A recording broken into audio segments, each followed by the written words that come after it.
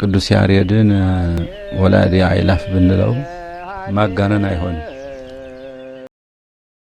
በስመ አብ ወወልድ ወመንፈስ ቅዱስ አሃዱ አምላክ አሜን።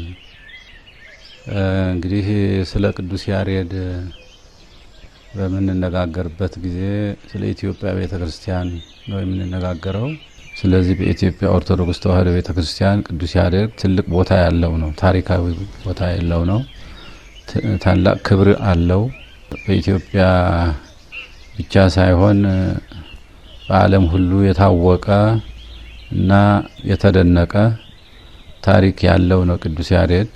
ቤተክርስቲያናችን የሚዜመው ዜማ ሁሉ ከቅዱስ ያሬድ የተገኘ ነው። ሁሉ እስካሁን ድረስ ያልተሰለቸ የማይሰለች ድርሰት ነው የደረሰው።